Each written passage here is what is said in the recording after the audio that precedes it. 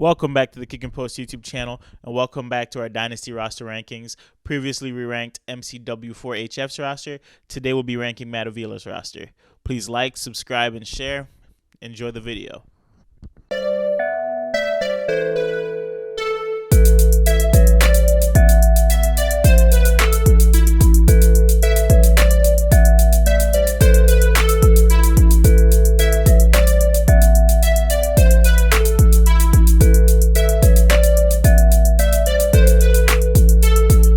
So last episode, I broke down kind of how I do my rankings, ADR, but I do want to come with a disclaimer. I'm starting to get a lot more flack for how I do it. This isn't a how good your roster will be ranking. It's more of a value ranking.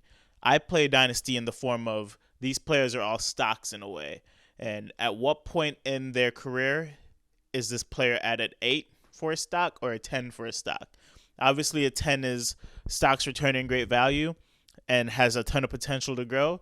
And 8 is a pretty steady valued stock with good production and all of that. But this is more of a value ranking rather than this player sucks ranking. So just keep that in mind as I drop these rankings for you guys. Firstly, we'll be hopping into Jalen Hurts, who I have ranked at an 8. Great prospect for fantasy. But this is why he is an 8, is because he is more of a fantasy quarterback currently than he is a NFL winning quarterback. He has a lot of question marks where that is concerned. The team has early picks in the draft next year that is loaded with a few interesting prospects, the likes of Bryce Young, the likes of CJ Stroud, Kentucky starting quarterback, I think his name is Will Levis. So even though there's a possibility he could end up as a top 5, a top 6 quarterback, dual threat, fairly strong arm, added A.J. Brown to the receiving core, should be doing a lot on the ground still, very useful in the red zone. You could be seeing this asset drop from an 8 all the way back down to a 5 if he becomes a backup quarterback next year and lose that starting spot. So that's why he's in an 8, is the uncertainty of what he will be going forward. We have JT, no question marks there. He's a 10 out of 10. Young prospect, great rush, great offensive line. Offense improving. Matt Ryan got added. So I think Matt Ryan, in my opinion, is a upgrade compared to Carson Wentz. Catches passes, again, young, athletic, highly regarded as a top 2 running back in the league. As of right now, health concerning, we have Barkley coming back from health. We have CMC coming back from injury scares. So we'll see if he holds that spot. But he's top 2 with him and King Henry currently. And I have him as a 10 because, again, the youth side of things keeps his prospects very high. And then we hop into James Conner, who I have at a 7. No competition added to the backfield to speak of. They added Keontae Ingram, if I'm not mistaken, in the 6th round. They lost Chase Edmonds. They allowed him to leave to go to Miami, which we'll get into him later. But at Arizona, where that offense should still be clicking on all cylinders, he's going to have bulk of the red zone touches, even though Kyler Murray likes to get off and run in the end zone. It's majority James Conner, where that's concerned. He'll be catching more passes because there's no longer a Chase Edmonds down there. We have Eno Benjamin, who we would love to see become a thing, but there's no guarantee he becomes the 1B to James Conner's 1A. So currently we have James Conner with high potential for usage and a great offense. But the reason I have him at a 7 is, one, injury concerns. They've plagued him through his career. Last year was one of the first years he was able to kind of hang around and stay healthy. But with the amount of usage he's in line for, I'm very apprehensive that there's a possibility we revert back to Steelers James Conner, where when the usage was very high, his body broke down. So that 7 is more of a I'm scared type of rating rather than, what his production will be for you going forward. And I do feel like his trade value won't match his production, which is also a concern. But now people are kind of wising up to what he could be for the roster going forward. So we'll keep James Conner at a 7. We go into Deontay Johnson, who I have as a 9. I know that might be a bit high, but I feel like he's shown enough breakout potential with the quarterback play of Ben Roethlisberger. You're probably going to have Mitchell Trubisky behind center or Kenny Pickett behind center for majority of the year.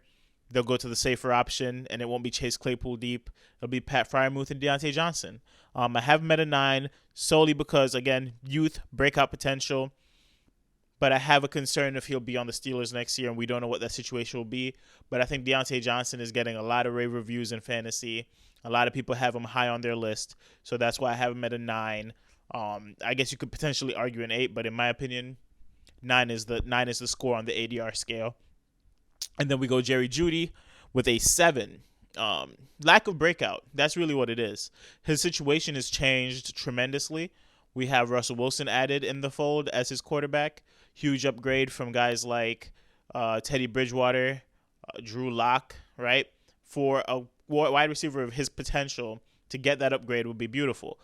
The argument I present is he should have had the opportunity to break out with, 1, the availability in targets, and 2, even with it being poor quarterback play, somebody has to get the ball, right? There were opportunities when Cortland Sutton went down. He didn't really break out. Granted, it was his rookie year. And then his sophomore year, he suffered his own injury, high ankle sprain, which gives us reason to pause, right? So he holds a 7 based on name value, that Alabama lineage, the potential he has where if he takes off, that 7 will escalate easily to an 8 or a 9 if he shows the ability to break out this year. But currently we're being a little bit apprehensive on the rating. We're giving him a 7. Solid player to have in your starting lineup, but it does hurt to see him not really show out when there were tons of targets available. If anything, target competition is getting tougher for him out there. So we'll see how that pans out. Before I go any further, though, this roster wasn't initially constructed this way. There was a trade made to acquire these pieces. Matt did start off with Jamar Chase in the first round. He was able to make a deal with Chris Perry, Sale SK, co-host on the channel, where Chris acquired Jamar Chase and a 2023 first-round pick. And if I'm not mistaken, another player. We'll throw the trade up on the screen. And Matt was able to get Jerry Jeudy out the deal, JT out the deal, Adam Thielen out the deal, and I think a third-round pick. So a lot of value on both sides. I think the trade was fairly even, in my opinion. Matt did win the trade very minorly. Again, we'll have the trade up and the ADR rating of the trade on the right side of the screen. But yeah, Matt added a lot of value for Jamar Chase, and Chris went and got his guy. So this did change how his roster was ranked coming into this video. Hopping into the next prospect on his team, Mark Andrews. In my opinion, he's a 10 out of 10 prospect. Where you're able to acquire Mark Andrews in draft is kind of egregious. Should have a ton of targets coming his way. Lamar Jackson's most trusted receiver right now out there in Baltimore. An offense that doesn't like to throw the ball a lot, but he is a very dominating red zone target for that offense. Young tight end. Top 3 to top 4 potential easily. I think there's no question at all that he's a 10 out of 10 prospect in trades. You could get a lot back from Mark Andrews, and he will produce at a very high level for you going forward. Bringing up another player, Miles Sanders. On this roster, I have him ranked at a 7. His situation got a lot better. We're expecting touchdown progression from him. He had 0 rushing touchdowns last year. It's not great to just assume a player will score. We hope he'll get those touches, but a lot of the reasons he didn't was 1, injury, and 2, they liked other people in those areas. They allowed Boston Scott to get off for multiple rushing touchdowns. They have Jalen Hurts, who loves him some rushing in the end zone himself, taking a lot of those red zone carries. Even Kenny Gainwell got his opportunities down in the red zone. So we're hoping for Miles Sanders to regain that opportunity to get rushing touchdown opportunities, but his yards per carry, still elite, still very explosive. Multiple rushes of over 80 yards or 70 yards last year. Great prospect, improving offense. Again, trade value is a little bit low, but there's a ton of potential there, and I love Miles Sanders as a prospect. I love Miles Sanders at his ADR, well, not ADR, ADP, where you could get him in drafts. So I will be eating up a lot of Miles Sanders in startups. I have 2 Dynasty startups I'm in right now. We're going into the 7th round, and he has not been taken yet. So if you're able to get a guy like Miles Sanders, late 7th to mid 7th round pick, you could definitely wait on the running back position a tad bit, load up on those receivers in the front end, and build a very solid roster. Again, we're projecting for a touchdown progression and him keeping those yards per carry stats, but who knows, right? I'm comfortable with the idea of having Miles Sanders as my RB3, possibly, or RB2 if I'm getting him in the 7th round. Moving on to a prospect I have very near and dear to my heart, Brennan Cooks, the model of consistency. I gave him a 6. I really wanted to give him higher, but he's not viewed in other people's eyes the way that I view him. I feel like his trade value is fairly low. People are a little bit hesitant about who he's playing with at quarterback, Davis Mills, but Brennan Cooks has been able to produce with any quarterback that you've put him with. I think he's the model of consistency. I think his price is fairly low, which serves well if you have him on your team or are looking to acquire. But if you are trying to trade, which again, a lot of my ratings is based on value, he brings down the value of your roster. And that's not your fault. That's just how he's viewed. I think he'll be a great piece for a contending team, which Matt is looking to be a contending team early on in this league. And I believe that with a guy like Brennan Cooks on his bench, he doesn't even have to start him currently. He's making good moves there. Speaking of team contributors that could lead to wins, we have Derek Carr as his superflex option at quarterback. If I'm not mistaken, his second quarterback. Derek Carr is an 8 for me. Ascending offense, just added Devontae Adams, so he was already throwing for a ton of yards, but now we could expect an increase in touchdowns. I just feel like you draft somebody with the potential to end up as a top 10 quarterback at not a top 10 price, and that's always a win for me. So I got Derek Carr rated as an 8. I have Matt Ryan rated as a 7. He is a starter in a great offense. The usage is going to be for not too long, seeing that I expect Matt Ryan to probably retire in the next 2 to 3 years, unless that Colts offensive line keeps him upright long enough, and he kind of feels the ability that he could continue doing this for a while.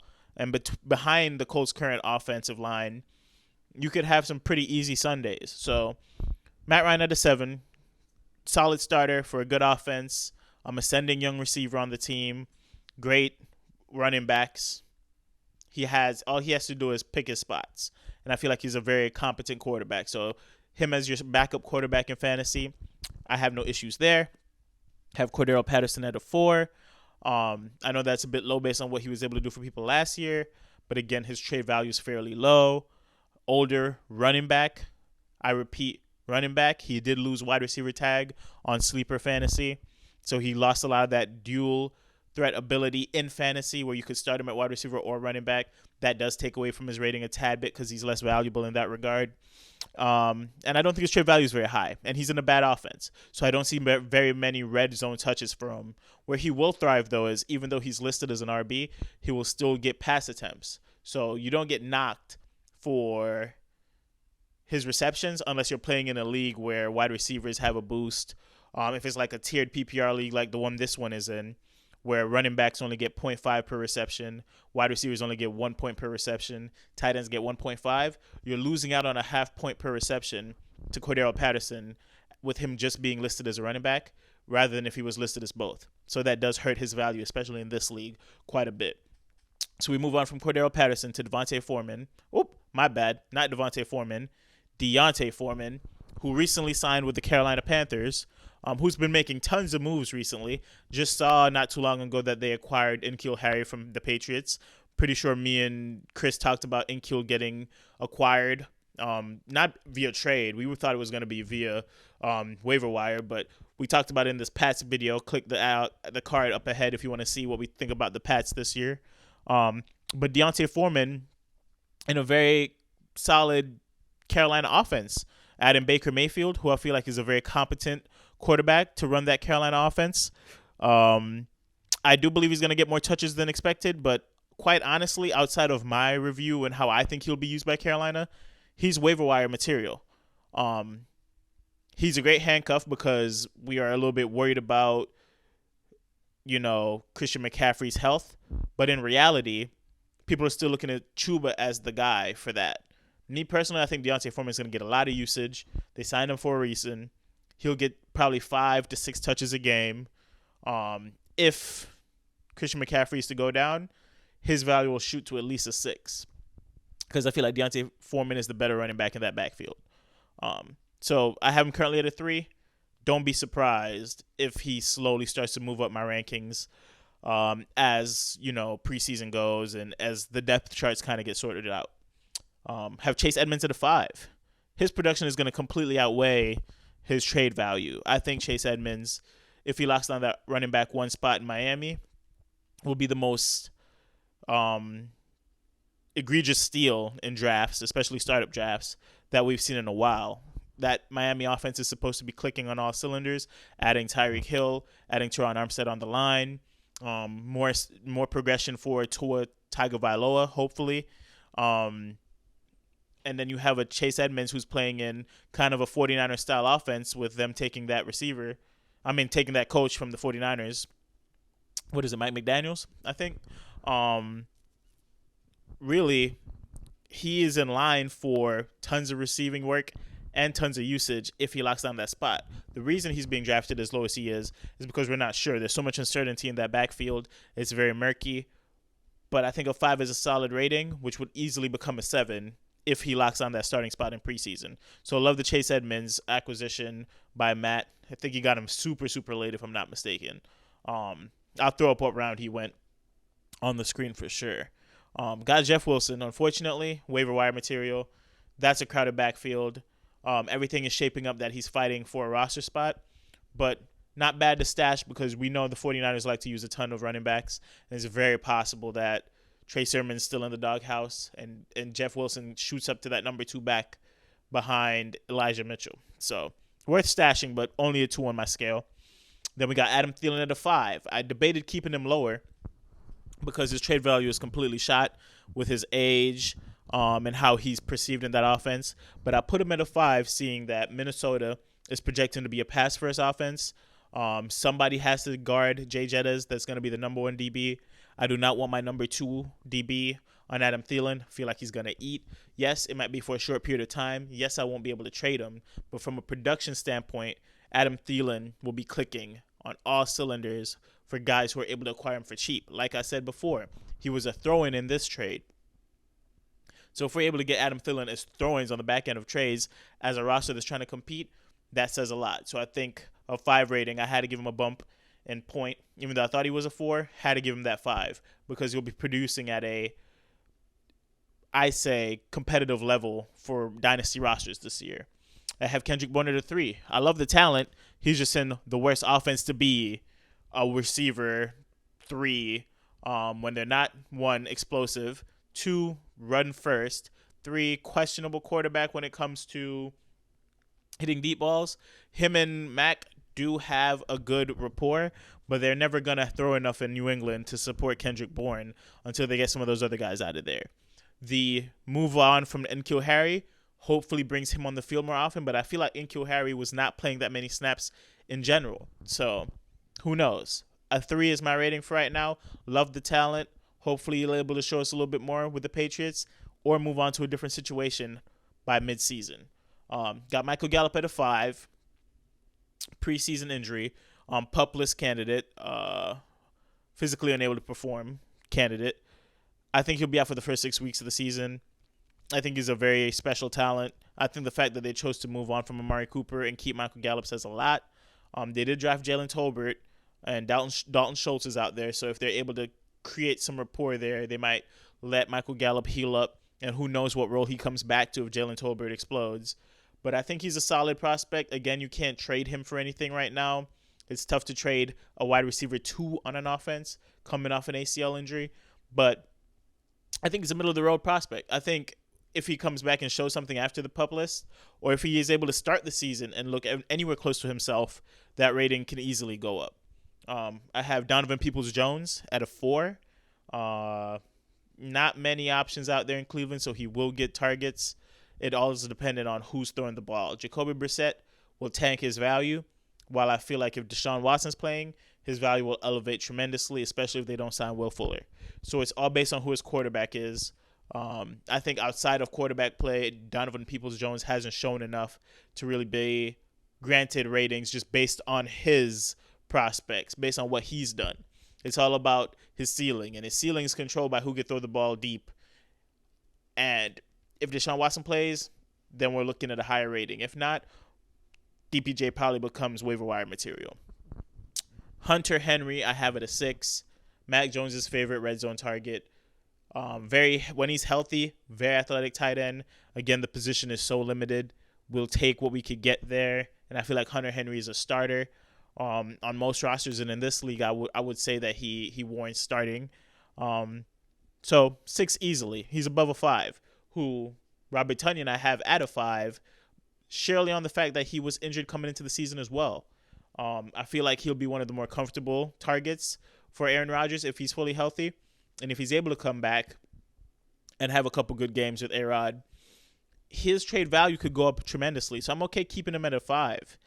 The injury is the main backing on why we have him at that rating. But again, we just need to see something on the field. It's a very limited position. We saw him have top 2, top 3 finishes before tearing his ACL last year. We need him to get back on the field, and we need to see what we have there from a performance perspective before we bump his rating. But a 5 is good. And then we looked at the taxi squad. No names, not to be disrespectful. No names, low draft capital. Nobody of tremendous value. So we rated that a 2. And then his 2023 rookie picks, he traded away the first-round pick to christen that deal for JT. That hurt a bit, so we have him at a 5, seeing that 2023 picks still carry a lot of value. And his second-round pick, unfortunately, I feel like will be to the back end of the second round, seeing that I see this roster being very competitive. But when you're selling picks, especially preseason-wise, because these are preseason ADR rankings, we'll keep it where it's at. It has to get confirmed where it will be before we drop that. So we have him at a 5. So his overall roster ranking should pop up on the screen right there. And where he ranks so far, based on the roster rankings I've done, should also pop on the screen right there. Right? I'd like to thank you guys again for tuning in to this Dynasty roster ranking. If you have any more questions on what I'm doing with these roster rankings, how I'm valuing the players, drop it in the comment section below. Thank you guys for the continued support on these videos. We're going to keep pumping out these roster rankings. Hopefully we'll have them all ranked before August. That's my dream. And then we could go ahead and do a tier ranking of all these rosters in the league. Again, inaugural KickNPost Dyno Dynasty roster league. KickNPost Dyno. We'll give you guys a lot of content from this league as the year goes on. Again, thanks for all the support, and I'll catch y'all on the next one.